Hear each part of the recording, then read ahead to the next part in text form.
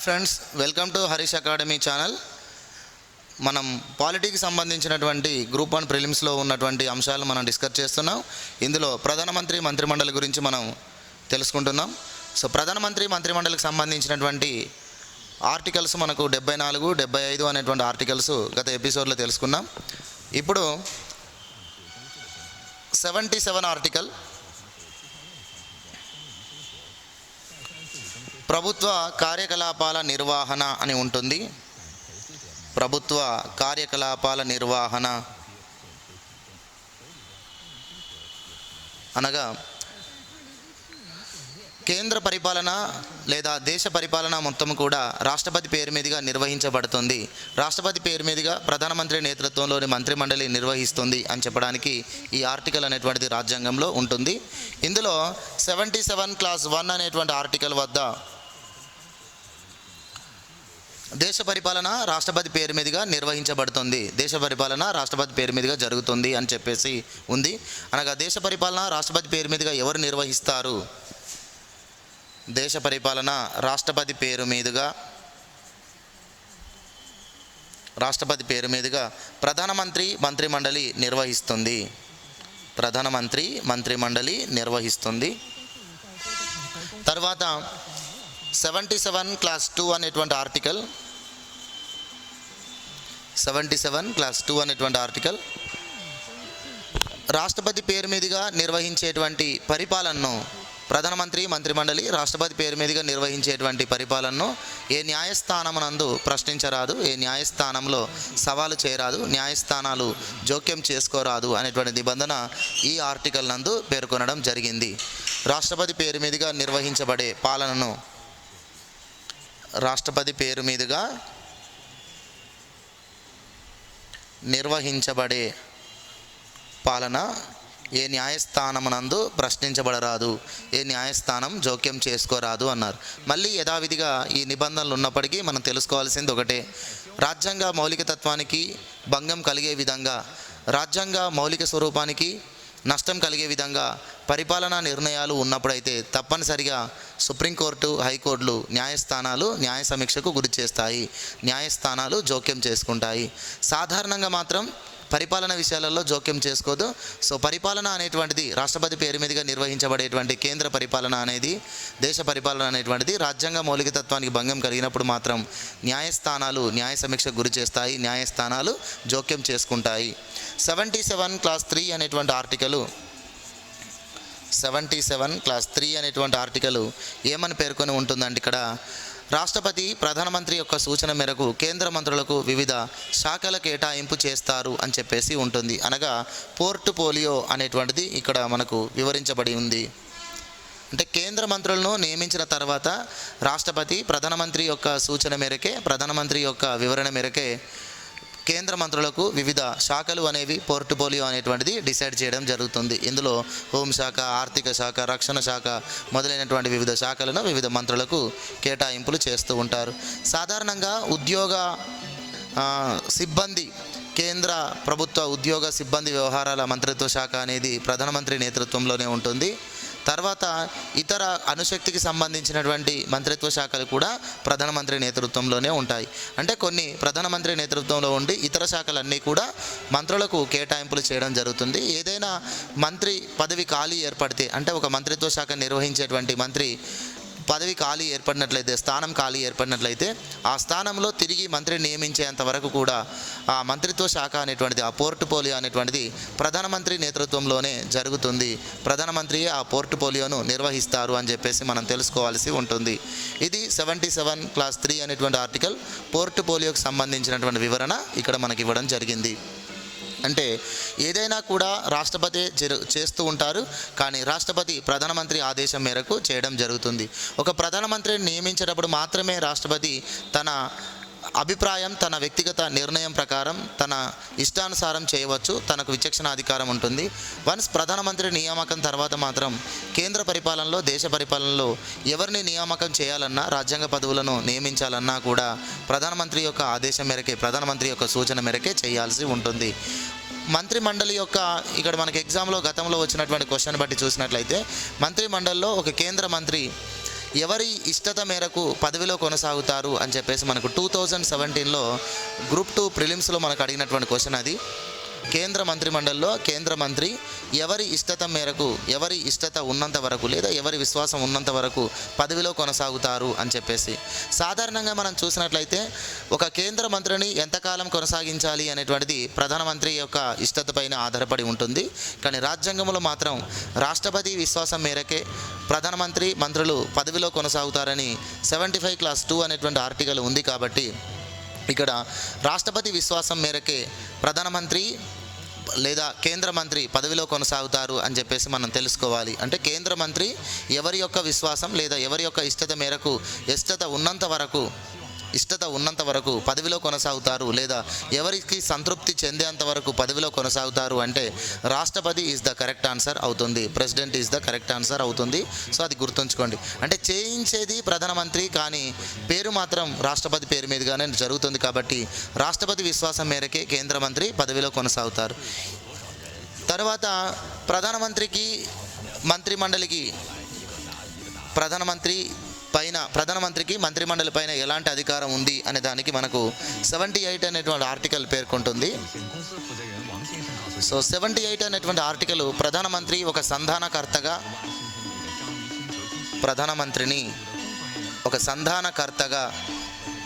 సమన్వయకర్తగా పేర్కొనడం జరుగుతుంది ఈ ఆర్టికల్.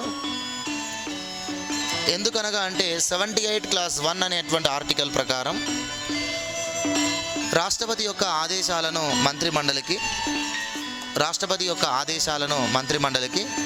మంత్రిమండలి యొక్క నిర్ణయాలను, ప్రభుత్వ విధానాలను రాష్ట్రపతికి తెలియజేయాల్సినటువంటి బాధ్యత ప్రధానమంత్రిపైనే ఉంటుంది. రాష్ట్రపతి యొక్క ఆదేశాలను మంత్రిమండలి యొక్క నిర్ణయాలను, మంత్రిమండలి యొక్క విధానాలను ఎప్పటికప్పుడు రాష్ట్రపతికి తెలియజేయాల్సింది ప్రధానమంత్రి. కాబట్టి ప్రధానమంత్రి రాష్ట్రపతికి మంత్రిమండలికి మధ్య ఒక సంధానకర్తగా సమన్వయకర్తగా ఉంటాడు అని చెప్పేసి మనకు రాజ్యాంగంలో ఉంది. తర్వాత ఒకవేళ మంత్రిమండలికి సంబంధించినటువంటి నిర్ణయాల గురించి కానీ విధానాల గురించి కానీ ప్రధానమంత్రి రాష్ట్రపతికి తెలియజేయకపోయినా రాష్ట్రపతియే స్వయంగా తెలుసుకునేటువంటి అవకాశం కూడా మనకు రాజ్యాంగంలో ఉంది. రాష్ట్రపతికి అధికారం కూడా కల్పించబడింది. 78 క్లాస్ 2 అనేటువంటి ఆర్టికల్ ప్రకారం రాష్ట్రపతి స్వయంగా మంత్రిమండలి యొక్క నిర్ణయాలను, ప్రభుత్వ విధానాల గురించి, పరిపాలన గురించి ప్రధానమంత్రిని వివరణ కోరవచ్చు అని చెప్పేసి రాజ్యాంగంలో ఈ ఆర్టికల్ చెప్తుంది. సో ఈ రకంగా రాష్ట్రపతి కోరినప్పుడు, అంటే పరిపాలనా విషయాల గురించి రాష్ట్రపతి వివరణ కోరినప్పుడు, ప్రధానమంత్రి నుంచి వివరణ కోరినప్పుడు ప్రధానమంత్రి తప్పనిసరిగా వివరణ ఇవ్వాలి. ప్రధానమంత్రి మంత్రిమండలికి సంబంధించి కానీ పరిపాలనకు సంబంధించిన కానీ ఏ సమాచారమైనా రాష్ట్రపతి కోరినప్పుడు ఆ సమాచారాన్ని ప్రధానమంత్రి తప్పనిసరిగా రాష్ట్రపతితో భేటీ అయి తెలియజేయాల్సింది. లేకపోతే రాష్ట్రపతి యొక్క ఆ సమాచారాన్ని రాష్ట్రపతికి అందించడంలో ప్రధానమంత్రి వైఫల్యం చెందినట్లయితే అది రాజ్యాంగ సంక్షోభంగా పేర్కొంటారు. ఆ విధమైనటువంటి ప్రధానమంత్రిని రాష్ట్రపతి తొలగించేటువంటి అధికారం కూడా ఉంటుంది. ఉదాహరణకు మనకు రాష్ట్రపతిగా జ్ఞాని జైల్ సింగ్, ప్రధానమంత్రిగా రాజీవ్ గాంధీ గారు ఉన్నప్పుడు ఇలాంటి సందర్భం ఎదురైంది. అంటే బోఫోర్స్ కుంభకోణం కేసులో జరుగుతున్నటువంటి విచారణ పద్ధతి గురించి ప్రభుత్వం యొక్క నిర్ణయం గురించి రాష్ట్రపతిగా ఉన్నటువంటి జ్ఞాని జైల్ సింగ్ ప్రధానమంత్రి అయిన రాజీవ్ గాంధీని వివరణ కోరినారు. అయితే రాజీవ్ గాంధీ గారు వివరణ ఇవ్వడంలో వైఫల్యం చెందడం జరిగింది. ఈ సమయంలో సుప్రీంకోర్టు ఇది రాజ్యాంగ సంక్షోభంగా భావించబడుతుంది అని చెప్పేసి కూడా పేర్కొన్నారు. సో కావున ఇక్కడ మనకు ప్రధానమంత్రి తప్పనిసరిగా రాష్ట్రపతికి మంత్రిమండలికి మధ్య ఒక సంధానకర్తగా, సమన్వయకర్తగా పనిచేస్తూ ఒక జవాబుదారీగా ఉండాల్సి ఉంటుంది. తర్వాత ఏదైనా ఒక మంత్రి చేసినటువంటి ప్రకటన వివాదాస్పదం అయినప్పుడు కూడా ఆ మంత్రి చేసిన ప్రకటన పైన కూడా వివరణ ఇవ్వాల్సినటువంటిది ప్రధానమంత్రిపైయే ఆధారపడి ఉంటుంది. ఏదైనా ఒక మంత్రి చేసినటువంటి ప్రకటన వివాదాస్పదమైనప్పుడు రాష్ట్రపతి ఆ మంత్రి చేసిన ప్రకటన అది వ్యక్తిగతమైనదా లేదా కేంద్రం యొక్క క్యాబినెట్ యొక్క సమిష్టి నిర్ణయమా అని చెప్పేసి ప్రధానమంత్రినే వివరణ కోరుతారు. కానీ ఆ మంత్రిని మాత్రం వివరణ కోరరు. ఎందుకంటే మంత్రిమండలికి నాయకుడు ప్రధానమంత్రి కాబట్టి. సో ప్రధానమంత్రి యొక్క సూచన మేరకే మంత్రిమండలి నియామకం అనేది రాష్ట్రపతి చేశారు కాబట్టి మంత్రిమండలికి రాష్ట్రపతికి మధ్య ప్రధానమంత్రి ఒక సంధానకర్తగా, సమన్వయకర్తగా, ఒక జవాబుదారిగా, ఒక వారధిగా పనిచేస్తారు. చేయాల్సి ఉంటుంది. ఈ రకంగా మనకు రాజ్యాంగంలో 74, 75, 77, 78 అనేటువంటి ఆర్టికల్స్ 4 ఆర్టికల్సే ప్రధానమంత్రి మంత్రిమండలి గురించి పేర్కొంటున్నాయి. అయితే పేరుకు 4 ఆర్టికల్సే అయినప్పటికీ కూడా పరిపాలన మొత్తం కూడా వీరి యొక్క ఆధ్వర్యంలోనే జరుగుతుంది అనేటువంటిది మనం తెలుసుకోవాల్సి ఉంటుంది. తర్వాత మంత్రిమండలికి సంబంధించినటువంటి నిర్మాణంలో కూడా మనం ఇంతకుముందే తెలుసుకున్నాం. క్యాబినెట్ మంత్రులు, స్టేట్ మంత్రులు, డిప్యూటీ మంత్రులు అని చెప్పేసి ఉంటారు అని. తర్వాత ప్రధానమంత్రికి సంబంధించినటువంటి అధికారాల గురించి చూద్దాము. 央广新闻第一时间，3月15号，有媒体曝光餐饮企业外婆家在南京的门店存在后厨违规操作。 ప్రధానమంత్రి అధికారాలు. సో దేశ పరిపాలనలో, కేంద్ర పరిపాలనలో ప్రధానమంత్రికి ఉన్నటువంటి అధికారాలు ఏమిటి అని చూసినట్లయితే, ప్రధానమంత్రి దేశ నాయకుడిగా పేర్కొనబడతారు. ప్రధానమంత్రిని దేశ నాయకుడిగా పేర్కొంటారు. అంటే దేశం యొక్క ప్రగతి అనేటువంటిది, దేశ ప్రగతి అనేటువంటిది ప్రధానమంత్రి యొక్క నాయకత్వంపైనే ఆధారపడి ఉంటుంది. కాబట్టి సో దేశ నాయకుడు ప్రధానమంత్రి. తర్వాత ప్రభుత్వ నాయకుడిగా ప్రధానమంత్రిని పేర్కొంటారు. సో ప్రభుత్వ నిర్ణయాలు, ప్రభుత్వ విధానాలు, ప్రభుత్వం యొక్క పనితీరు అంతా కూడా ప్రధానమంత్రి పైనే ఆధారపడి ఉంటుంది. కేంద్ర పరిపాలన మొత్తం కూడా ప్రధానమంత్రి యొక్క నిర్ణయాలపైనే, ప్రధానమంత్రి యొక్క ఆలోచన విధానంపైనే ఆధారపడి ఉంటుంది. కాబట్టి కేంద్ర ప్రభుత్వ నాయకుడు లేదా భారత ప్రభుత్వ నాయకుడు ప్రధానమంత్రిగా మనం పేర్కొంటాము. ఇప్పుడు మీరు జనరల్గా చూసినట్లయితే సో నరేంద్ర మోడీ యొక్క నాయకత్వము అని చెప్పేసేటువంటి పదాలు వాడుతూ ఉంటారు. అంటే మా నరేంద్ర మోడీ గారు తీసుకున్నటువంటి నిర్ణయం ప్రకారం ఈ రకంగా మేము పాకిస్తాన్తో వ్యవహరించాల్సినటువంటి తీరు గురించి ఉన్నాము అని చెప్పేసి కేంద్ర రక్షణ మంత్రి కానీ, కేంద్ర హోంశాఖ మంత్రి కానీ ప్రకటన చేసినప్పుడు ప్రధానమంత్రి యొక్క ప్రస్తావన లేకుండా వారు ఎలాంటి అధికార ప్రకటనలు చేయరు. ఎందుకంటే మొత్తం ప్రభుత్వ పరిపాలన అంతా కూడా ప్రధానమంత్రి పైనే ఆధారపడి ఉంటుంది. కావున ప్రధానమంత్రిని ప్రభుత్వ నాయకుడు అంటారు. తర్వాత ప్రజానాయకుడు అంటారు. ప్రజానాయకుడిగా పేర్కొంటాం. అంటే ప్రధానమంత్రి ప్రజా సంక్షేమం కోసం నిరంతరము ఆలోచన మరియు శ్రమ అనేటువంటిది చేస్తారు. అంటే పరిపాలనా నిర్ణయాలలో కానీ, పరిపాలనా విధానాలలో కానీ ప్రజా సంక్షేమంనే ప్రధాన అంశంగా పరిగణలోకి తీసుకుంటాడు. ప్రజాప్రతినిధిగా దేశ ప్రజలకు నాయకుడిగా ప్రధానమంత్రి వ్యవహరిస్తూ ఉంటాడు. అంటే అంతరంగిక విషయాల్లో కానీ, విదేశీ వ్యవహారాల్లో కానీ ప్రజల యొక్క సంక్షేమమే తన లక్ష్యంగా భావించి పరిపాలనా విధానాలను, పరిపాలనా నిర్ణయాలను రూపొందించడం అనేటువంటిది ప్రధానమంత్రి చేస్తారు. అందుకని ప్రధానమంత్రిని ప్రజా నాయకుడిగా పేర్కొనడం జరుగుతుంది. మంత్రిమండలి నాయకుడు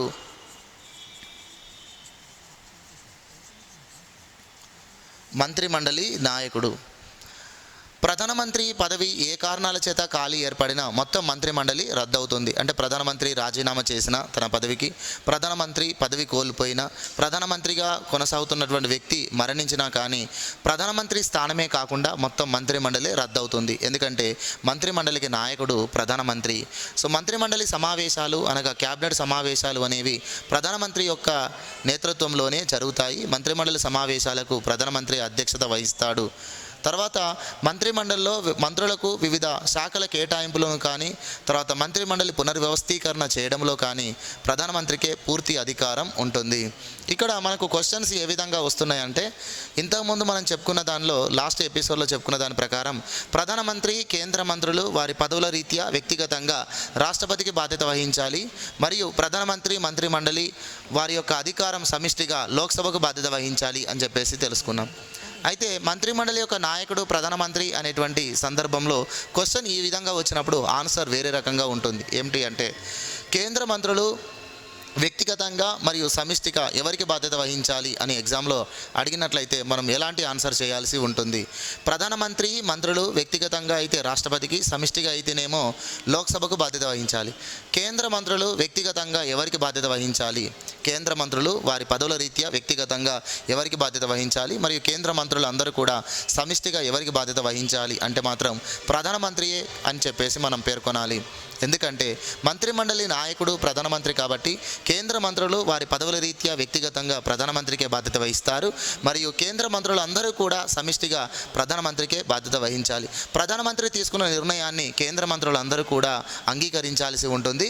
కేంద్ర మంత్రి మండలి తీసుకున్నటువంటి నిర్ణయాలను ప్రధానమంత్రి అమలు చేయాల్సి ఉంటుంది. కాబట్టి ఇక్కడ మంత్రిమండలి నాయకుడిగా ప్రధానమంత్రికి అధికారం అనేటువంటిది ఉంటుంది. ఒక మంత్రిని పదవి నుండి తొలగించాలన్నా కానీ, ఆ మంత్రి స్థానంలో వేరే వ్యక్తిని నియమించాలన్నా కానీ, మంత్రిమండలి పునర్వ్యవస్థీకరణ చేయాలన్నా కానీ, మంత్రులకు శాఖల కేటాయింపులు చేయాలన్నా కానీ, మంత్రిమండలి కూర్పు చేయాలి అన్నా కానీ, ఇవన్నీ కూడా ప్రధానమంత్రి యొక్క నిర్ణయంపైనే ఆధారపడి ఉంటుంది. ప్రధానమంత్రికి పూర్తి అధికారాలు అనేటువంటివి ఉంటాయి.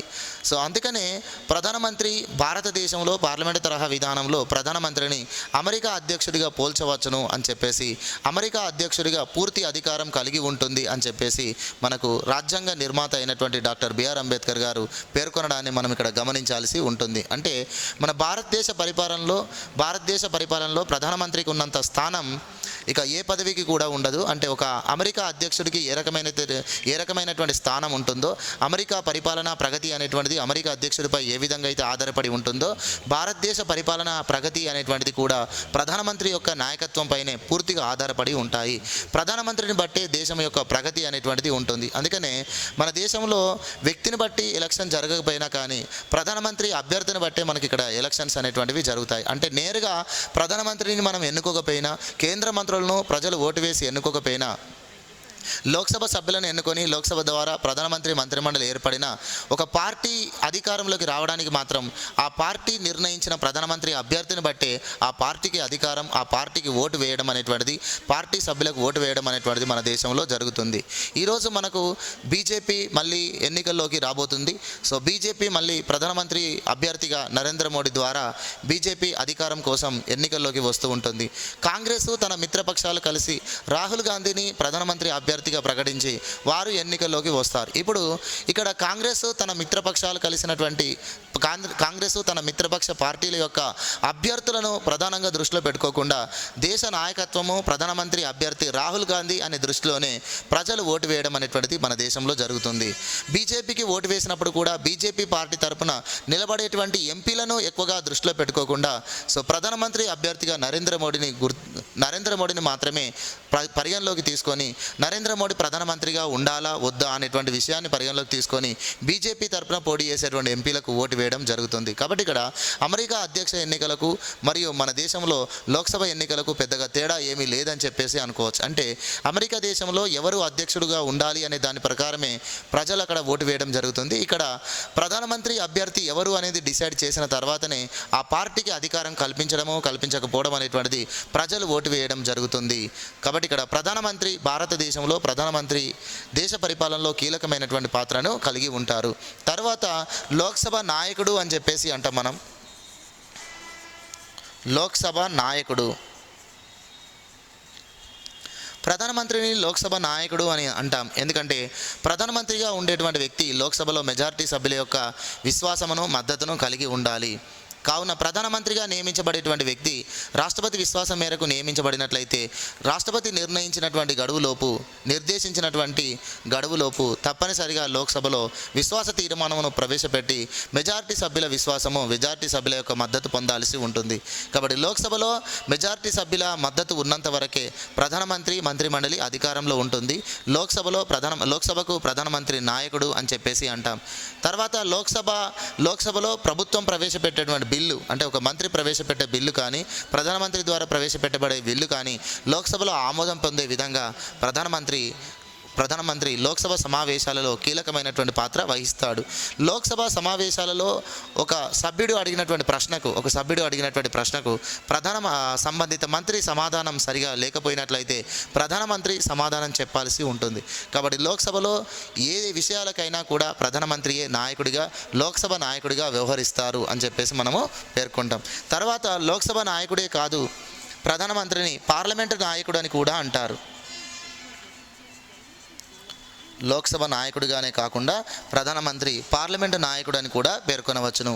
ఎందుకంటే పార్లమెంటు సమావేశాలను ప్రారంభించేది, పార్లమెంటు సమావేశాలను ప్రోరోగు చేసేది, పార్లమెంటు సమావేశాల కాలం ఎంతవరకు ఉండాలి అనేటువంటిది రాష్ట్రపతి ప్రకటన చేసినప్పటికీ కూడా పార్లమెంటు సమావేశాలు మాత్రం ప్రధానమంత్రి నిర్ణయంపైనే ఆధారపడి ఉంటాయి.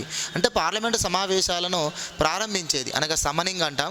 సమనింగ్ చేసేది రాష్ట్రపతి కావచ్చు, ప్రొరోగ్ చేసేది రాష్ట్రపతి కావచ్చు. ఆ సమనింగ్ ప్రొరోగ్ చేయడం అనేటువంటిది ప్రధానమంత్రి యొక్క నిర్ణయంపైనే ఆధారపడి ఉంటాయి. కాబట్టి పార్లమెంటు సమావేశాల యొక్క కాలము ఎంతకాలం జరగాలి, పార్లమెంటు సమావేశాలు ఎప్పుడు జరగాలి, పార్లమెంటు సమావేశాలు ఎప్పుడు వాయిదా వేయాలి అనేటువంటిది ప్రధానమంత్రి యొక్క నిర్ణయంపైనే ఆధారపడి ఉంటుంది.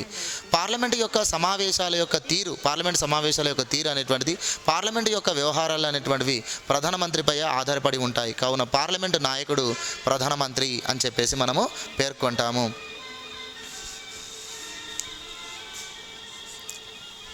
7th one విదేశాంగ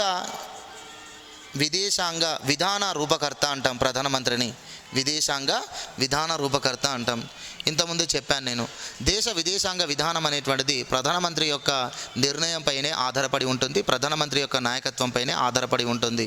సో ప్రధానమంత్రిగా నెహ్రూ గారు ఉన్నప్పుడు ఆ రోజు మనకు అగ్రదేశాలు అనేటువంటివి 2 కూటమిలుగా ఏర్పడి ప్రపంచ దేశాలుగా మారిపోయినాయి. అంటే ప్రపంచం 2 దేశాలుగా 2 కూటమిలుగా విభజించబడింది. దాన్ని మనం ప్రచ్ఛన్న యుద్ధము అని చెప్పేసి అన్నాం. 3వ ప్రపంచ యుద్ధం జరుగుతుందేమో అని చెప్పేసి భావించినటువంటి సమయము, అనగా అమెరికా ఒక కూటమిగా, రష్యా ఒక కూటమిగా ఏర్పడింది. అమెరికా కూటమిలో కొన్ని దేశాలు, రష్యా కూటమిలో కొన్ని దేశాలు అనేటువంటివి ఉన్నాయి. అలాంటి సమయంలో భారతదేశం 200 సంవత్సరాల వలస పాలన నుంచి విముక్తి పొంది మరి దేశ ప్రజా సంక్షేమం కోసము, దేశ అభివృద్ధి కోసము మన నెహ్రూ గారు తీసుకున్నటువంటి కీలకమైనటువంటి నిర్ణయమే అలీన విధానము అని చెప్పేసి అంటాం. దాన్ని మన విదేశాంగ విధానముగా తీసుకురావడం జరిగింది. ఇలా నెహ్రూ గారు తీసుకున్నటువంటి నిర్ణయమే మన దేశ భవిష్యత్ అనేటువంటిది బాగుండడానికి కారణమైంది. ఒకవేళ అమెరికా కూటమిలో చేరినా, రష్యా కూటమిలో చేరినా కానీ పరిస్థితులు వేరే రకంగా ఉండేవి. ఒకవేళ రష్యా కూటమిలో చేరినట్లయితే రష్యా పతనమైన తర్వాత భారత ఆర్థిక వ్యవస్థపై అది ప్రభావం పడేది. కానీ భారతదేశ ఆర్థిక వ్యవస్థ పైన ఎప్పుడూ ప్రభావం పడకుండా ఉండలేదు, ఎప్పుడూ ప్రభావం పడలేదు. కాబట్టి అంటే ప్రభావం పడలేదడానికి కారణం ఏమిటి అంటే మనము ఏ కూటమిలో కూడా లేము. అమెరికా తరపున కానీ, రష్యా తరపున కానీ కూటమిలో లేకుండా రష్యాతో, అమెరికాతో మనం స్నేహ సంబంధాలు అనేటువంటివి మొదటి నుంచి కొనసాగిస్తూనే వచ్చాము. పాకిస్తాన్కు, భారతదేశానికి స్వాతంత్రం వచ్చినటువంటి ప్రారంభంలో పాకిస్తాన్కు అమెరికా సైనిక ఒప్పందం అనేటువంటిది చేసుకుంది. పాకిస్తాన్తో అమెరికా సైనిక ఒప్పందం అనేటువంటిది జరుపుకుంది. ఈ సమయంలో మనం రష్యాతో సైనిక ఒప్పందం చేసుకోవాల్సి వచ్చింది. తర్వాత చైనా భారతదేశ దురాక్రమణకు పాల్పడినప్పుడు 1962లో భారతదేశంలోని ప్రాంతాలను చైనా ఆక్రమించాలి అని చెప్పేసి దురాక్రమణకు పాల్పడినప్పుడు మనం చైనాతో యుద్ధం చేశాం. ఈ సమయంలో సోవియట్ యూనియన్ అయినటువంటి రష్యా ఎలాంటి స్పందన చేయకపోవడం, అంటే భారత్కు మద్దతు పలకపోవడం, చైనా చేసేటువంటి దురాక్రమణను వ్యతిరేకించకపోవడం వలన రష్యాతో మనం కొంతవరకు విభేదించి మళ్ళీ అమెరికాతో స్నేహ సంబంధాలు చేసుకోవడం జరిగింది. సో ఈ రకంగా మనం సందర్భానుసారం ప్రధానమంత్రి యొక్క నిర్ణయాన్ని బట్టి విదేశాంగ విధానం అనేటువంటిది మారుతూ ఉంది. తర్వాత మనం అమెరికా అనేటువంటిది కొన్ని సందర్భాల్లో మన పట్ల వ్యవహరించినటువంటి తీరును బట్టి మనం రష్యాతో 20 సంవత్సరాల శాంతి ఒప్పందం అనేటువంటిది కూడా చేసుకున్నాం. ఇది ఇందిరాగాంధీ ప్రధానమంత్రిగా ఉన్నప్పుడు జరిగినటువంటిది. 1991 నాటికి భారతదేశం ఆర్థిక సంక్షోభం ఎదుర్కొన్నటువంటి సమయంలో ప్రధానమంత్రిగా ఉన్నటువంటి పివి నరసింహారావు గారు తీసుకున్నటువంటి నిర్ణయము, పివి నరసింహారావు గారు పాటించినటువంటి విదేశాంగ విధానం అనేటువంటిది ఆదర్శవంతమైనటువంటిది, స్ఫూర్తిదాయకమైనటువంటిది. ఆయన లుకిస్ట్ పాలసీ అని చెప్పేసి ఆర్థిక విధానంగా తీసుకొని అనేక దేశాలతో ద్వైపాక్షిక సంబంధాలు మరియు విదేశీ పెట్టుబడులకు రావడానికి కారకులయ్యారు. కాబట్టి ఇక్కడ ప్రధానమంత్రి సందర్భాన్ని బట్టి విదేశాంగ విధానం అనేటువంటిది మార్పు చేస్తూ ఉంటారు. భారత విదేశాంగ విధానం అనేటువంటిది ప్రధానమంత్రి పైనే ఆధారపడి ఉంటుంది అంటాం. అందుకనే విదేశాంగ విధాన రూపకర్త ప్రధానమంత్రి అని చెప్పేసి అంటాము.